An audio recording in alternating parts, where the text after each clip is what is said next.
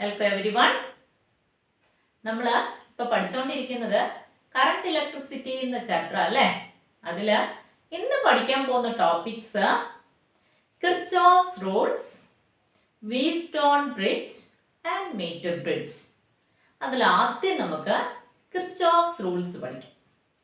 Kirchhoff's ലോസിലെ ഒന്നാമത്തെ law, Kirchhoff's first law, അതിൻ്റെ വേറൊരു പേര് ജംഗ്ഷൻ റൂൾ അല്ലെങ്കിൽ KCL, കിർച്ചോഫ്സ് കറണ്ട് ലോ. അപ്പോൾ കിർച്ചോഫ്സ് ഫസ്റ്റ് ലോ പറയുന്നത് ഒരു ഇലക്ട്രിക് സർക്യൂട്ടിലെ ഏതെങ്കിലും ഒരു ജംഗ്ഷൻ കൺസിഡർ ചെയ്താൽ ആ ജംഗ്ഷനിലെ കറണ്ടുകളുടെ ആൾജിബ്രൈക് സം 0 ആയിരിക്കും.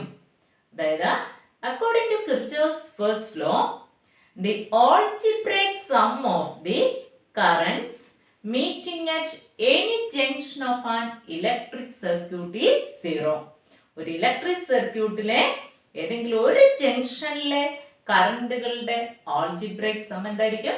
0 ആയിരിക്കും. ഫോർ എക്സാമ്പിൾ, ഇവിടെ O എന്ന് പറയുന്നത് ഒരു ഇലക്ട്രിക് സർക്യൂട്ടിലെ ഒരു ജംഗ്ഷൻ ആണെന്ന് വിചാരിക്കാം. ആ ജംഗ്ഷനിലേക്ക് കയറുന്ന കറണ്ടുകളാണ് I1, I2, I4 and I6. ആരോമാർക്ക് ശ്രദ്ധിച്ചോ? ഉള്ളിലേക്ക് ജംഗ്ഷനിലേക്ക് വന്നു കയറുന്ന കറണ്ടുകൾ. അതേപോലെ ജംഗ്ഷനിൽ നിന്ന് വെളിയിലേക്ക് പോകുന്ന കറണ്ടുകളാണ് I3 ആൻഡ് I5.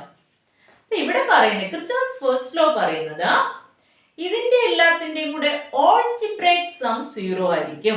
ജംഗ്ഷനിലേക്ക് വന്നു കയറുന്ന കറണ്ടുകളെ പോസിറ്റീവായിട്ട് കൺസിഡർ ചെയ്താൽ ജംഗ്ഷനിൽ നിന്ന് വെളിയിലേക്ക് പോകുന്ന കറണ്ടുകളെ നെഗറ്റീവായിട്ട് കൺസിഡർ ചെയ്യാം. അങ്ങനെയാണെങ്കിൽ നോക്കിയേ, I1 ജംഗ്ഷനിലേക്ക് വന്നു കയറുന്ന current, so it can be taken as positive. I1, I2 is also positive, I plus I2. I3 ജംഗ്ഷനിൽ നിന്ന് വെളിയിലേക്ക് പോകുന്ന current, so it is minus I3 plus I4. ജംഗ്ഷനിൽ നിന്ന് വെളിയിലേക്ക് പോകുന്ന കറണ്ടാണ് I5, so it is minus I5 and plus I6 is equal to 0 അല്ലേ. പോസിറ്റീവ് ടേംസിനെയൊക്കെ ഒരു സൈഡിൽ നിർത്തിയിട്ട് നെഗറ്റീവ് ടേംസിനെ നമുക്ക് ഈക്വൽ സൈഡിന്റെ അപ്പുറത്തേക്ക് കൊണ്ടുപോകാം. So I1 plus I2 plus I4 plus I6 is equal to minus I3 അപ്പുറത്ത് പോകുമ്പോൾ എന്താവും? I3 plus I5. നമുക്കിപ്പോ എന്താ കിട്ടിയേക്കുന്നത് നോക്കിയേ, I1 plus I2 plus I4 plus I6. അതെന്താ?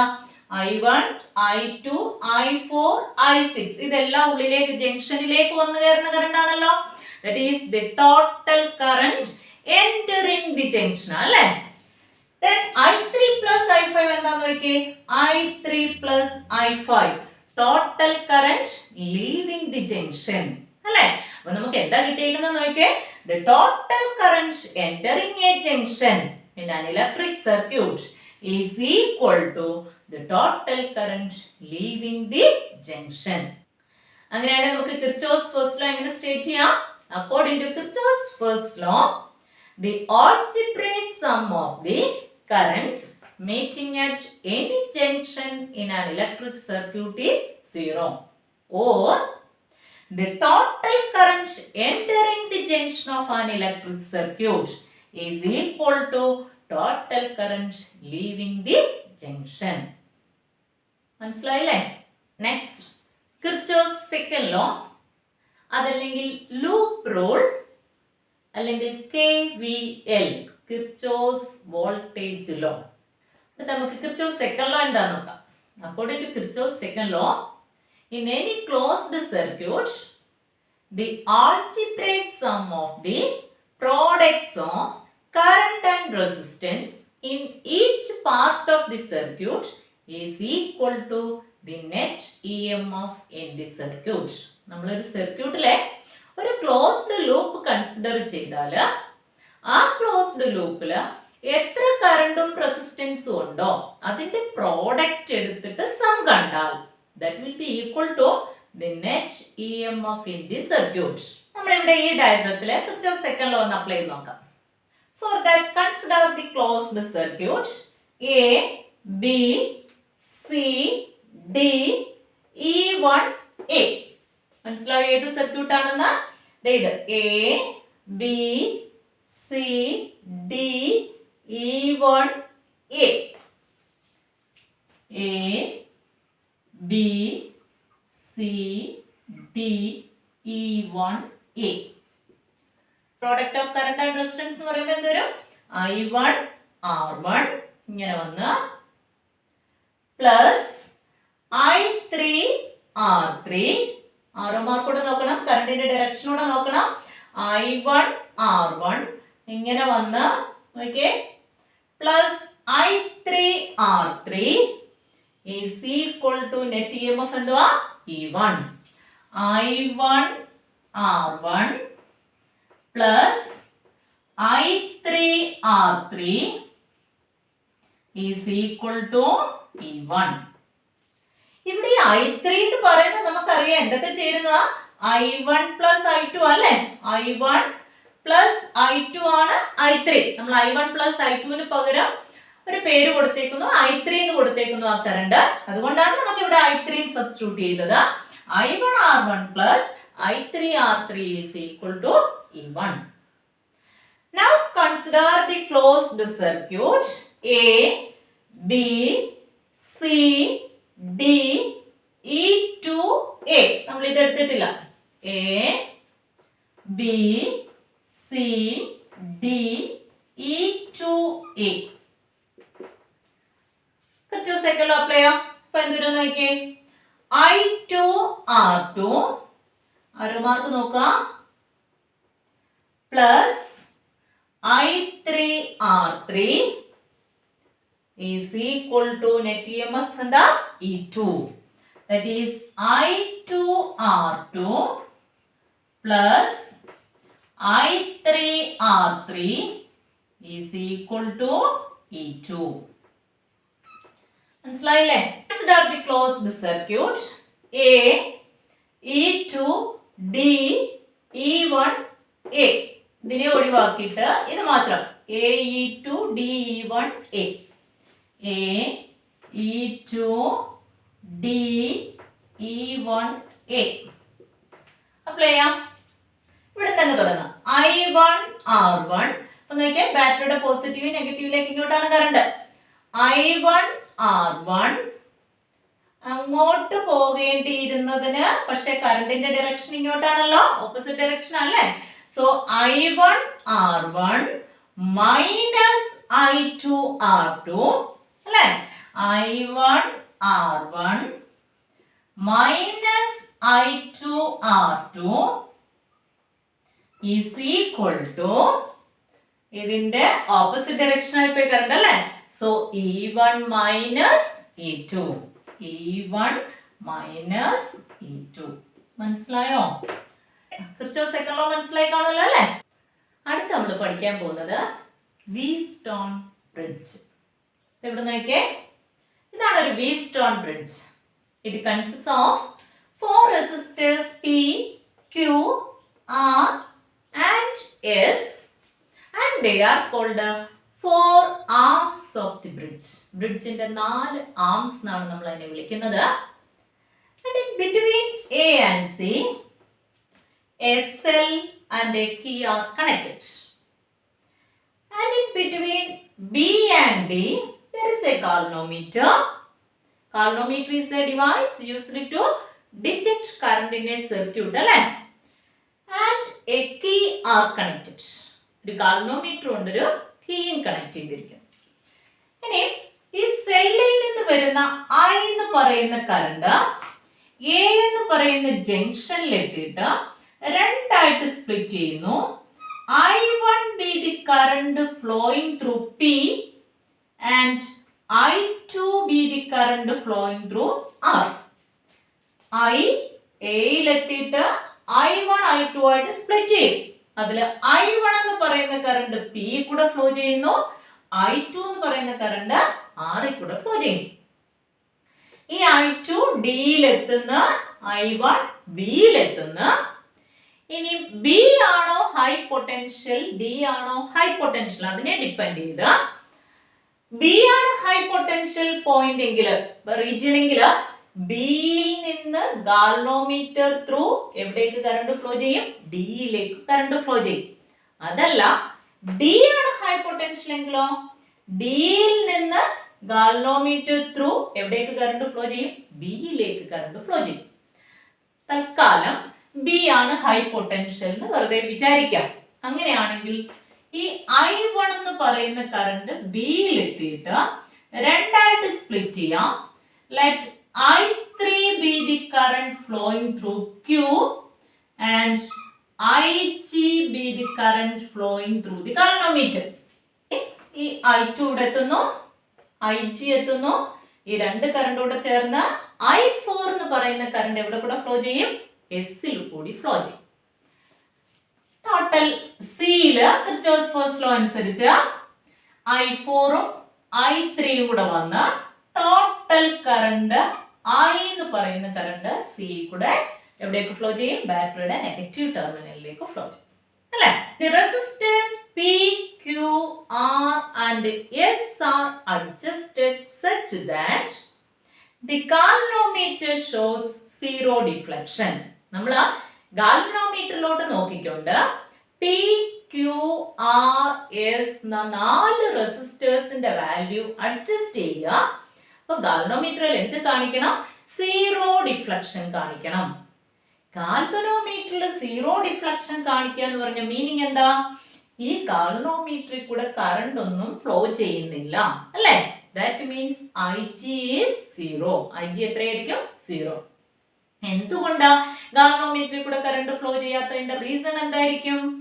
ബിയും ഡിയും same പൊട്ടൻഷ്യലായി. There is no potential difference between the points B and D, between the junctions B and D. അല്ലെ? ബിയും ഡി എന്ന് പറഞ്ഞ രണ്ട് ജംഗ്ഷൻസിനും ഇടയ്ക്ക് പൊട്ടൻഷ്യൽ ഡിഫറൻസ് ഉണ്ടെങ്കിൽ മാത്രമേ ഒരു എൻഡിൽ നിന്നും മറ്റേ എൻഡിലേക്ക് കറണ്ട് ഫ്ലോ ഉണ്ടാകത്തുള്ളൂ. ശരിയല്ലേ? Galvanometer shows zero deflection. That means there is no potential difference between the junctions B and D. Or we can say that now the bridge is balanced. Now we can apply Kirchhoff's first law at the junctions B and D. ബിയിലും ഡിയിലും നമ്മൾ Kirchhoff's first law apply ചെയ്യും. So ആദ്യം നമുക്ക് at the junction B Kirchhoff's first law apply ആണെന്ന് വിചാരിക്കാം. Kirchhoff's first law പറയുന്നത് എന്താ? Total current entering a junction is equal to total current leaving the junction, അല്ലേ? അപ്പൊ ഇവിടെ നോക്കാം. I1 B എന്ന് പറയുന്ന ജംഗ്ഷനിലേക്ക് വന്നു കയറുന്ന കറണ്ട് ആണ് I1. I1 മൈനസ് I3 പുറത്തേക്ക് പോകുന്ന current I3 minus IG is equal to 0. I1 minus I3 minus IG is equal to 0.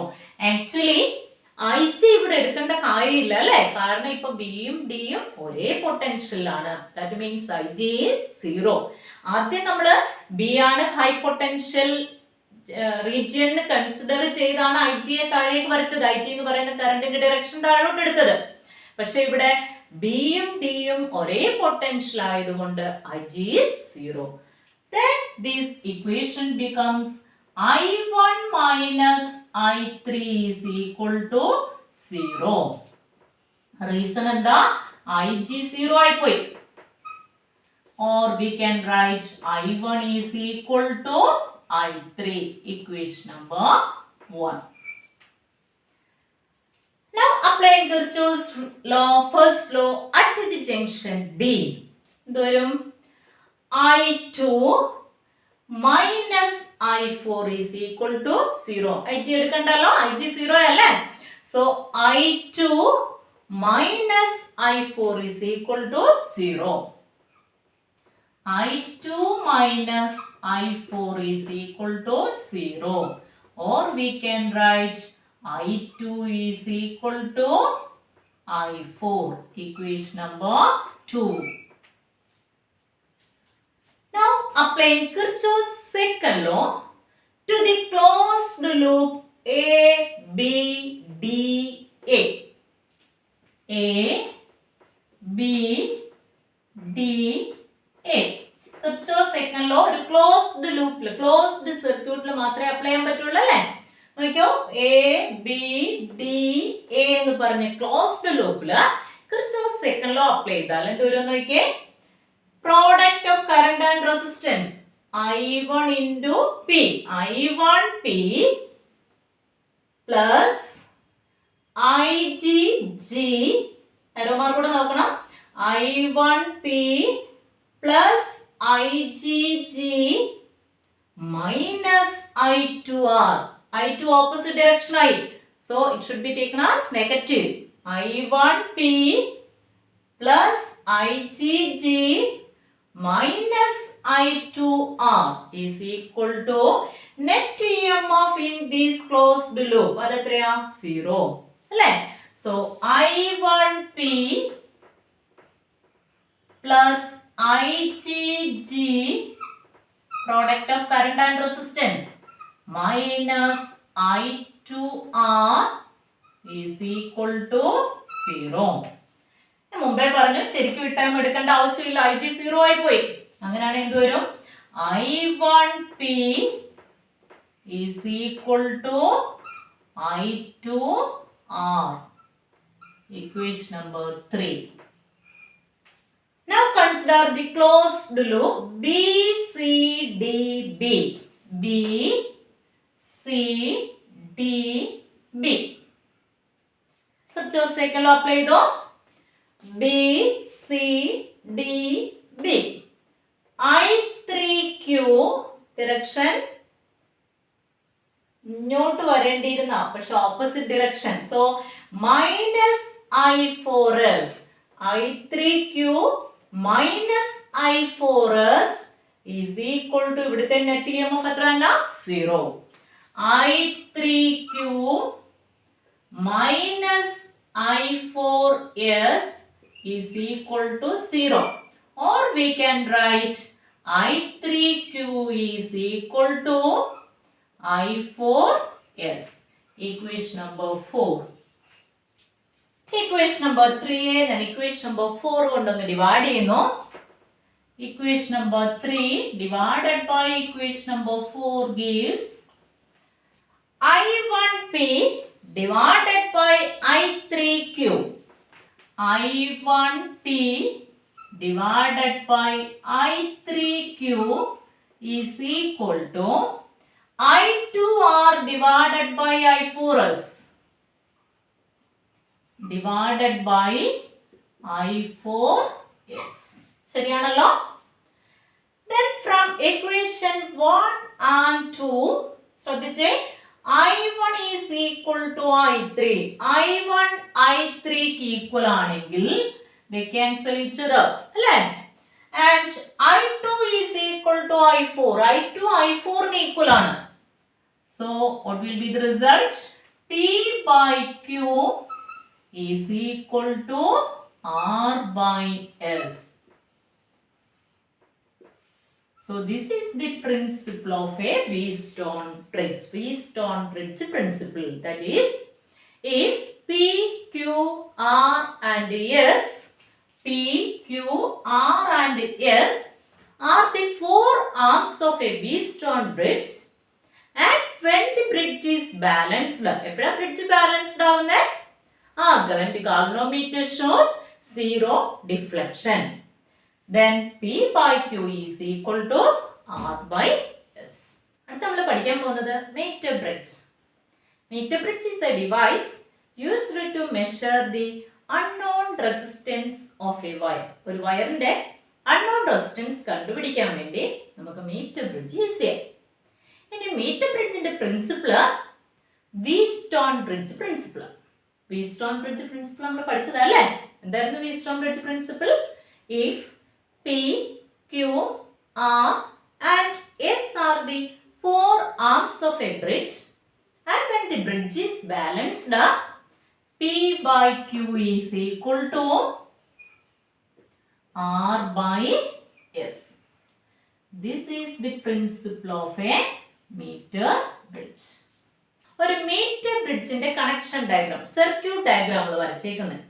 It consist of a wire of length 1 meter kept stretched on two copper strips, two L-shaped metal strips fixed on a wooden board. ഒരു wooden ബോർഡിൽ fix ചെയ്തേക്കുന്ന രണ്ട് L ഷേപ്പിലുള്ള metal സ്ട്രിപ്സിനിടയിലാണ് ഈ 1 meter നീളമുള്ള വയറിനെ stretch ചെയ്ത് നിർത്തിയിരിക്കുന്നത്. And here there are two gaps G1 and G2. In the first gap there is an unknown resistance X, and in the second gap there is a known resistance capital R. And here in between A and C there is a cell of EM of E and a key are connected. എക്കും സിക്കും ഇടയില ഒരു battery ഒരു cell connect ചെയ്തേക്കുന്നു, അതേപോലെ തന്നെ ഒരു കീയും connect ചെയ്തേക്കുന്നു. ഇനി B എന്ന് പറഞ്ഞ ടെർമിനലിൽ നിന്ന് എ ഗാൽവനോമീറ്റർ ഈസ് കണക്റ്റഡ്. അതേപോലെ തന്നെ ഗാൽവനോമീറ്റർ ഒരു ജോക്കിയിലേക്ക് കണക്ട് ചെയ്തേക്കുന്നു, ഒരു കണ്ടക്ടർ ഒരു ജോക്കിയിലേക്ക് കണക്ട് ചെയ്തേക്കുന്നു. Here let R be the resistance per unit length of this wire. ഈ വയറിന്റെ യൂണിറ്റ് ലെങ്തിലുള്ള റെസിസ്റ്റൻസ് എന്ന് പറയുന്നത് സ്മോൾ ആർ ആയിരിക്കും. ആകെ എത്ര ലെങ്ത് ഉണ്ട്? 1 meter അല്ലെങ്കിൽ 100 centimeter അല്ലേ? ഇനി നമ്മൾ ചെയ്യാൻ പോകുന്നത് a suitable resistance is introduced in the resistance box and the jockey is sliding through this wire. Then at a particular point J the galvanometer shows 0 deflection. അതിന്റെ മീനിങ് എന്താ? the potential difference between B and J becomes equal to 0. അല്ലെങ്കിൽ B and J are at the same potential. ഒരേ potential ആയി, potential difference ഇല്ല, അതുകൊണ്ട് current എത്രയായിട്ട് മാറി? 0. Now this AJ length AJ can be taken as L, that is called the balancing length L. Then what is CJ? 100 minus L അല്ലേ? അങ്ങനെയാണ്. ഇപ്പൊ ഇത് എന്തിന് സിമിലർ ആ? ഒരു വീറ്റ്സ്റ്റോൺ ബ്രിഡ്ജിന് സിമിലർ ആ അല്ലേ? വീറ്റ്സ്റ്റോൺ ബ്രിഡ്ജിൽ 4 റെസിസ്റ്റേഴ്സ് ഉണ്ട്. ഇവിടെ ഏതൊക്കെയാ resistors? X, R, resistance of AJ, that is resistance of the length L, and resistance of CJ, that means resistance of the length 100 minus L. ശരിയാണല്ലോ? Now the bridge is balanced. The galvanometer shows 0 deflection. So we can write X by R is equal to resistance of AJ divided by resistance of CJ. That is equal to X by R is equal to, what is resistance of AJ? അതായത് L ലെങ്തിന്റെ resistance. Unit ലെങ്തിൽ എത്ര resistance? Small R. അങ്ങനെയാണെങ്കിൽ L ലെങ്തിൽ എത്രയായിരിക്കും resistance? LR ആയിരിക്കുമല്ലോ. So resistance of AJ is LR divided by resistance of CJ. Unit ലെങ്തിലെ resistance small R. അങ്ങനെയാണെങ്കിൽ 100 മൈനസ് L ലെങ്തിലെ റെസിസ്റ്റൻസ് എത്രയായിരിക്കും? 100 minus L into R. 100 minus L into R. R cancel ചെയ്തു പോയി. So X by R is equal to L divided by 100 minus L. So what is X? X is equal to RL divided by 100 minus L. So we can calculate the unknown resistance of a wire using the equation X is equal to RL divided by 100 minus L.